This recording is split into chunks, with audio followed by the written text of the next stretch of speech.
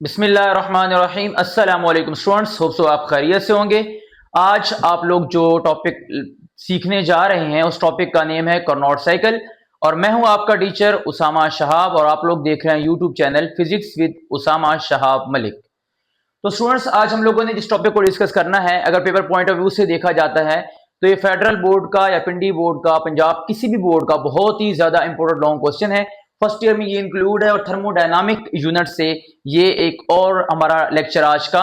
पहले हम लोगों ने फर्स्ट लॉ ऑफ थर्मोडायनामिक पे एक लेक्चर किया, फिर हम लोगों ने उसके 4 केसेस पढ़े थे, आइसोबैरिक, आइसोथर्मल, आइसोकोरिक, एडियाबैटिक। और उसके बाद फिर हम लोगों ने सेकंड लॉ ऑफ थर्मोडायनामिक पे एक वीडियो बनाई और आज हमारे पास की चौथी वीडियो है कार्नोट साइकिल पे। तो सबसे पहले हम इसका इंट्रोडक्शन देखते हैं। In 1824 sir Carnot introduce a theoretical engine to improve efficiency of heat engine. Basically अगर कार्नोट साइकिल को देखा जाए तो ये थ्योरेटिकल इंजन है, ये कोई ऐसा इंजन नहीं है जो फिजिकल फॉर्म में पाया जाए। उसने जस्ट ये एक फिजिकल नहीं बनाया, उसने एक थ्योरी से प्रूव किया था कि ऐसा इंजन अगर इस तरीके से बनाया जाता है तो उसकी एफिशिएंसी 100% हो सकती है। कि ऐसा इंजन जो इस तरीके से बनाया जाए, जो थ्योरेटिकल लिखा, ऐसा एग्जिस्ट नहीं करता। अगर ऐसा इंजन बन जाए तो ये 100% एफिशिएंसी देगा।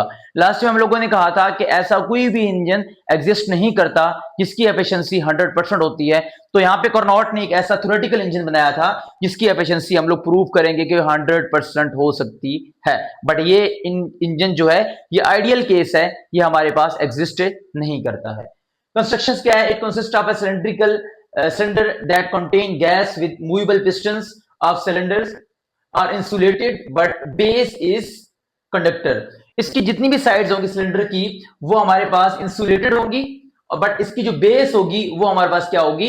कंडक्टर होगी। तो बेस इस सिलेंडर की हमारे पास क्या होगी?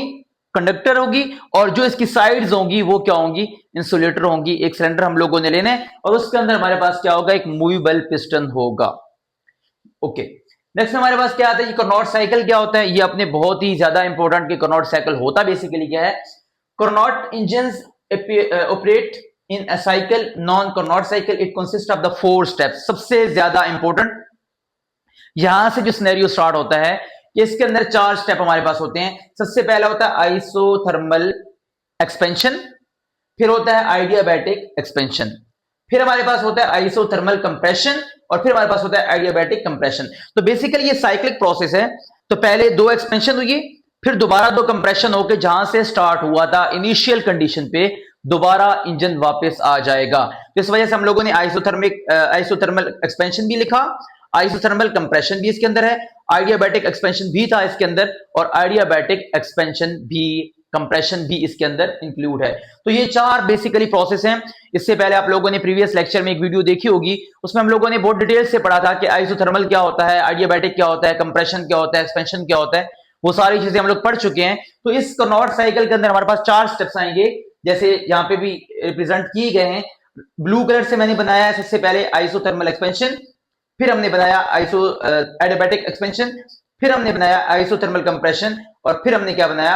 आइडियाबैटिक कंप्रेशन।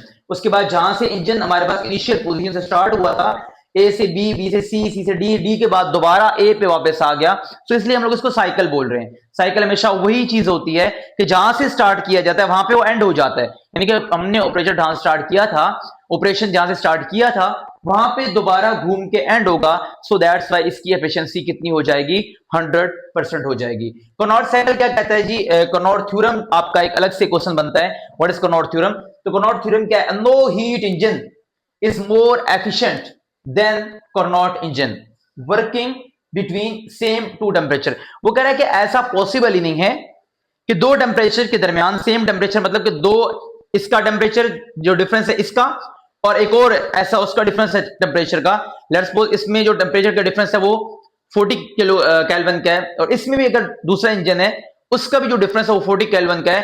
तो अब ये 2 इंजन, कभी भी ऐसा पॉसिबल नहीं है कि किसी ऐसे इंजन का जिसका टेम्परेचर डिफरेंस कार्नोट इंजन के बराबर हो उसकी एफिशिएंसी कार्नोट से ज्यादा हो जाए। इट्स मींस कि there is impossible to build a engine having efficiency 100%। हमने यही बात किया ना, क्योंकि कार्नोट साइकिल की एफिशिएंसी 100%। तो वो कह रहा है कि ऐसा पॉसिबल ही नहीं है कि ऐसे ही टेम्परेचर पे काम करने वाला कोई सा भी इंजन जो 100% एफिशिएंसी दे सके, ऐसा पॉसिबल ही नहीं है। ओके, तो स्टूडेंट्स आइए हम लोग इसको देखते हैं। सबसे पहला प्रोसेस हमारे पास है आइसोथर्मल एक्सपेंशन। आइसोथर्मल क्या होता है? जिसके अंदर टेम्परेचर कांस्टेंट रहता है, वॉल्यूम भी चेंज होगा और प्रेशर भी चेंज होगा, बट टेम्परेचर क्या रहेगा? कांस्टेंट रहेगा। तो पहला इनिशियल पॉइंट हम लोगों ने क्या ले लिया? जहां पे हमारे पास प्रेशर, वॉल्यूम और टेम्परेचर तीनों थे, P1, V1 एंड T1। ये मेरे पास इनिशियल पॉइंट था, जहां पे ये वाला पॉइंट, ए वाला पॉइंट, जहां पे मेरे पास जो P1, V1 और T1 तीनों जो थे वो हमारे पास से 1 थे। चलते हैं, पहला प्रोसेस क्या हुआ यहां से लेके यहां तक, आइसोथर्मल एक्सपेंशन। आइसोथर्मल ऐसा प्रोसेस जिसके अंदर टेम्परेचर इंक्रीज नहीं होगा बट प्रेशर भी इंक्रीज होगा और वॉल्यूम भी इंक्रीज होगा, क्योंकि एक्सपेंशन है। तो एक्सपेंशन के केस में वॉल्यूम क्या होता है?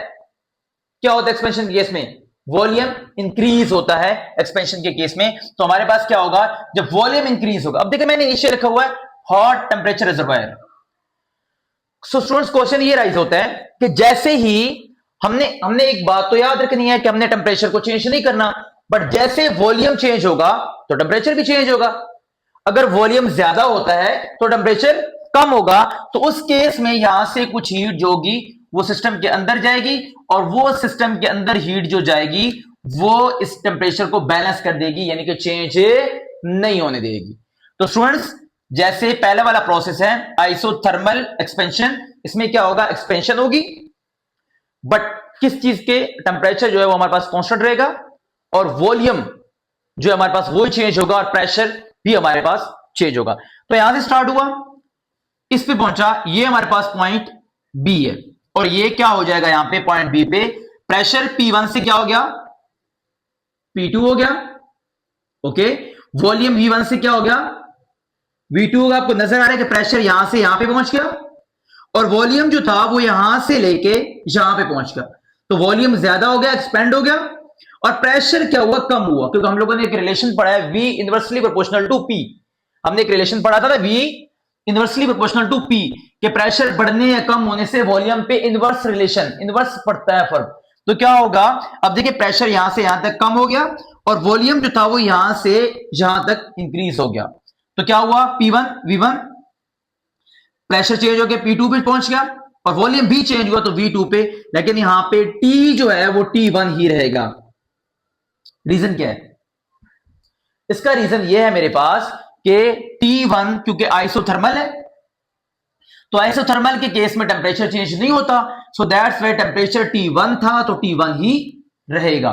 प्रेशर चेंज होता है, प्रेशर P1 था P2 हो गया, वॉल्यूम चेंज होता है, वॉल्यूम V1 था V2 हो गया। तो पहले केस के अंदर सिर्फ जो ना चेंज होने वाली चीज है वो टेम्परेचर है, बाकी हमारे पास प्रेशर भी चेंज हो गया और वॉल्यूम भी चेंज हो गया है। जैसे आप लोग देख सकते हैं कि ये चेंज हो गया और बाकी हमारे पास क्या हो गया? जो टेम्परेचर है वो हमारे पास सेम रहा, टेम्परेचर हमारे पास चेंज नहीं हुआ है। तो पहली बात यहां से लेके आइसोथर्मल एक्सपेंशन में क्या हुआ? प्रेशर भी चेंज नहीं हुआ, सॉरी प्रेशर चेंज हो गया P1 से P2, वॉल्यूम चेंज हो गया V1 से V2 पे चला गया और टेम्परेचर जो है वो चेंज नहीं हुआ क्योंकि ये आइसोथर्मल था। ओके, नेक्स्ट स्टेप पे आ जाते हैं आइडियाबैटिक। अब ये आइसोलेटेड नीचे सिस्टम रखा है क्योंकि आइडियाबैटिक ऐसा प्रोसेस होता है जिसके अंदर हीट सिस्टम के अंदर जा भी नहीं सकती और हीट सिस्टम से निकल भी नहीं सकती है। ऐसा ही है, ऐसा प्रोसेस जिसके अंदर हीट सिस्टम से आ भी नहीं सकती और सिस्टम में जा भी नहीं सकती। तो ये मैंने आइसोलेटेड सिस्टम रखा ताकि हीट जो है वहां से बाहर निकले ही नहीं, तो सारा सिस्टम आइसोलेटेड है। अब क्या होगा? अब इस केस में क्या होता है हमारे पास? मैंने इस सिस्टम को आइसोलेट कर दिया, अगर इसको मैं ऐसे आइसोलेट करता हूं कि ये सारा आइसोलेटेड है ताकि इसके अंदर हीट जो है सिस्टम के अंदर हमारे पास जा ही नहीं सकती है। तो ये सारा हमारे पास आइसोलेट है, हमने इसको सारे को आइसोलेट कर दिया ताकि हीट सिस्टम के अंदर जाए भी नहीं और सिस्टम से बाहर भी ना आए। ओके, तो क्या होगा? अब बेसिकली क्या क्या चीजें चेंज होंगी? प्रेशर जो था वो और कम हो जाएगा। रीजन क्या है? एक्सपेंशन। एक्सपेंशन होने से क्या चेंज होता है? वॉल्यूम बढ़ता है। जब वॉल्यूम बढ़ता है तो प्रेशर क्या होता है? कम होता है। तो इस केस में क्या हुआ कि प्रेशर P2 से और कम होके मेरे पास कहां पे आ गया? P3 पे आ गया। P2 से और कम होके कहां पे आ गया? 3 पे आ गया।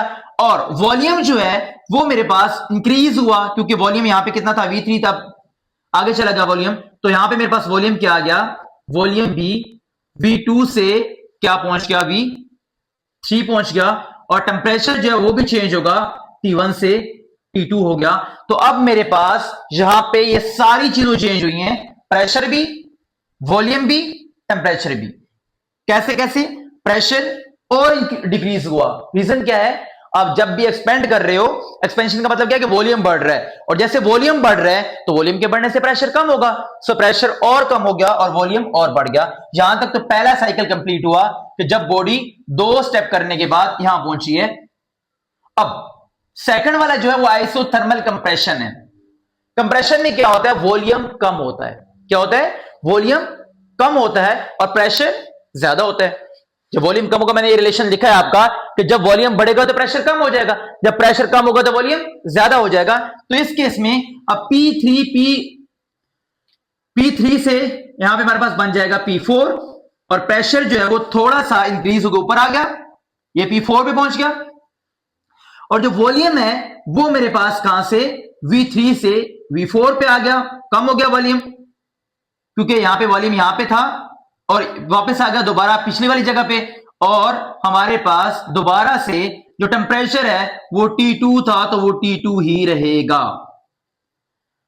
टेम्परेचर T2 था तो T2 क्यों रहेगा, क्योंकि प्रोसेस का नाम क्या है, आइसोथर्मल कंप्रेशन, और आइसोथर्मल के अंदर टेम्परेचर चेंज नहीं होगा। तो यहां पे P3 से प्रेशर चेंज हो गया P4 का मतलब नहीं कि बढ़ या कम हो गया, मतलब एक वैल्यू चेंज हो रही है।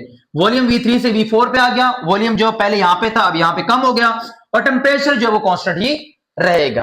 और आखिरी स्टेप में क्या होगा, अब जो प्रेशर है वो दोबारा इंक्रीज होके पहुंच जाएगा P1 पे, वॉल्यूम दोबारा डिक्रीज होके पहुंच जाएगा V1 पे, और टेम्परेचर दोबारा चेंज होके पहुंच जाएगा T1 पे। तो ये प्रोसेस था पूरा, जिसके अंदर पहले, अब दोबारा देखें, पहले ये केस था इनिशियल से हम पहले पे आए तो प्रेशर चेंज हो गया, वॉल्यूम चेंज हो गया, टेम्परेचर चेंज नहीं हुआ, यहां भी T1 है, यहां भी T1 है। दूसरे में क्या हुआ, प्रेशर भी चेंज हो गया, वॉल्यूम भी चेंज हो गया, टेम्परेचर भी चेंज हो गया, क्योंकि आइडियाबैटिक था। तीसरे में फिर आइसोथर्मल था, प्रेशर तो चेंज हुआ, वॉल्यूम चेंज हुआ, टेम्परेचर चेंज नहीं हुआ। चौथे के अंदर फिर दोबारा सारी चीजें चेंज हो गई, तो जहां से साइकिल स्टार्ट हुआ था, साइकिल वहां पे दोबारा वापस आ गया है।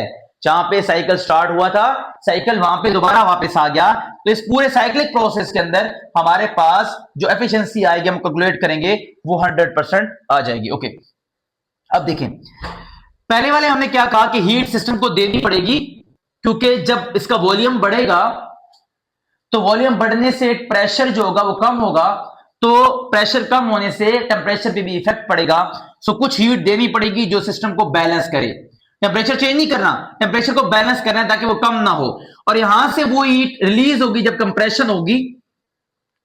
जब कंप्रेशन होगी तो वॉल्यूम क्या होगा, डिक्रीज होगा, वॉल्यूम डिक्रीज होगा तो प्रेशर इंक्रीज होगा, तो टेम्परेचर पे भी फर्क पड़ेगा, टेम्परेचर इंक्रीज हो जाएगा। हमने टेम्परेचर को इंक्रीज नहीं करना, सॉरी इसमें नहीं, इस प्रोसेस में इसमें हमने टेम्परेचर को चेंज नहीं होने देना। सो जो टेम्परेचर ज्यादा होगा वो एलटीवी यानी कि जो कोल्ड रिजर्वायर होगा उसकी तरफ हमारे पास आ जाएगा। ओके, अब देखें, लो टेम्परेचर रिजर्वायर की तरफ हमारे पास हीट आ जाएगी।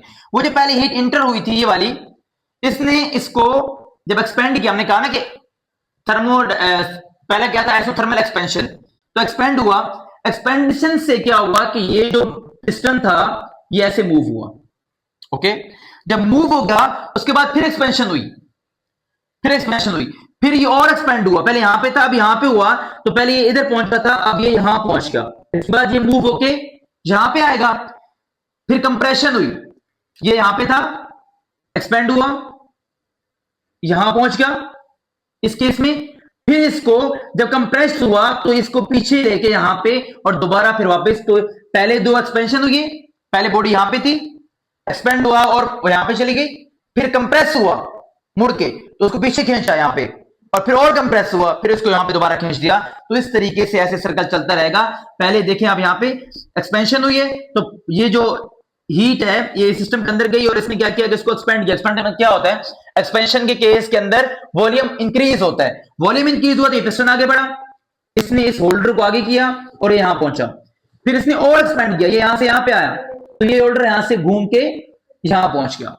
फिर थोड़ी देर के बाद अब कंप्रेस हुआ, ये पीछे की तरफ आया तो इसने ये जो होल्डर था ये भी पीछे की तरफ आया, इसने पहिए को पीछे खींचा और यहां पे फिर पीछे की ओर हुआ और यहां पे वापस लेके आ गया जहां से स्टार्ट हुआ था वहां पे। आप लोगों को डायग्राम बनाने की जरूरत नहीं है, अगर तो आपके फेडरल बोर्ड के सिलेबस में वैसे ये डायग्राम नहीं है, अदरवाइज अगर आप लोग बनाना चाहते हैं तो इजी सी डायग्राम है कि दो एक्सपेंशन हुई है तो पहिया आधा चला गया रोटेट करके, और दो कंप्रेशन हुई तो पहिया दोबारा वापस जहां से गया था वहां पे वापस आ गया। अभी आपको पता है कि एनर्जी जो है, एफिशिएंसी जो निकालते हैं वो कैसे निकालते हैं, output divided by input. Output क्या है, वर्क डन। इनपुट क्या होती है, जो हम लोग हीट सिस्टम को दे रहे होते हैं। ठीक है जी, हमने पिछले बार जो हमने इंजन का पढ़ा था तो इंजन की एफिशिएंसी का फार्मूला हम लोगों ने ये पढ़ा था इंजन का। आपको पता होगा कि यहां पे हमने पढ़ा था इंजन के केस में कि जब हमारे पास हॉट टेम्परेचर रिजर्वायर, दरमियान में इंजन होता है और फिर नीचे क्या होता है, लो टेम्परेचर रिजर्वायर, यहां से वर्क डन होते हैं कि जो सिस्टम के अंदर हीट आती है वो कुछ जो होती है वो यहां पे Q2 की फॉर्म में जाती है और कुछ W की फॉर्म में जाती है। तो हम लोगों ने इस पे कंप्लीट लेक्चर अपलोड किया हुआ है कि यहां पे हम लोग इसकी वैल्यू कैसे निकालते हैं एफिशिएंसी की हीट इंजन के लिए। फिर ये भी हम लोगों ने निकाली हुई थी, Q1 बाय Q1 डिवाइड हुआ तो Q1 से Q1 कैंसिल हो गया और यहां पे Q2 बाय Q1 आ गया। अब हम लोग सिंपली क्या कर रहे हैं कि Q1 और Q2 की रेशो होती है T1 और T2, यानी कि टेम्परेचर और हीट एक ही हुआ, तो हम लोगों ने यहां पे चेंज कर दिया Q2 को T2 से और Q1 को T1 से। अब क्वेश्चन ये राइज होता है कि हम लोगों ने इसकी एफिशिएंसी 1 लेके आनी है, तो हम लोग क्या करेंगे, इस रेशो को इतना स्मॉल करना है, जितना ये रेशो स्मॉल होगी उतना हमारे पास क्या होगा, ये इसकी एफिशिएंसी ग्रेटर हो जाएगी। तो सबसे पहली चीज तो क्या है कि हम ऊपर वाली वैल्यू को यानी कि T2 को इतना स्मॉल कर दें, इतना छोटा कर दें, यानी कि जो हीट सिंक के अंदर जा रही है उसको ऑलमोस्ट इतना कम कर दें कि ये जीरो की इक्वल आ जाए। जब किसी वैल्यू के ऊपर जीरो आ जाएगा तो ऑब्वियसली ये सारी वैल्यू जीरो हो जाएगी और यहां पे हमारे पास 1 बच जाएगा, और 1 का मतलब होता है मैक्सिमम।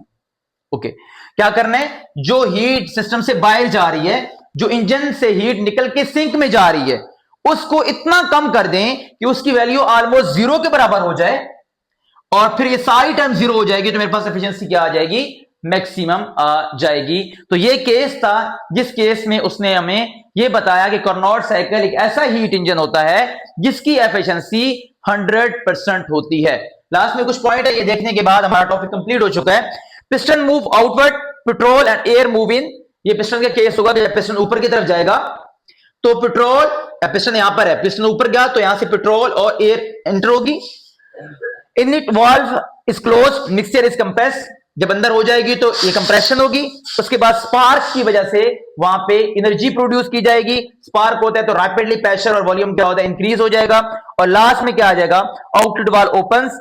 और ये लास्ट में जो हमारे पास जो 4 पॉइंट्स हैं ये सिर्फ और सिर्फ इसलिए हैं कि वो हीट इंजन का जो कंस्ट्रक्शंस है उसके अकॉर्डिंगली है। अदरवाइज आपकी बुक में जो एंडिंग है वो यहां तक हो चुकी होती है और यहां पे इसको कंप्लीटली हम लोग रीड कर चुके होते हैं। मिलते हैं इंशाल्लाह एक और वीडियो के साथ, तब तक के लिए अल्लाह हाफिज।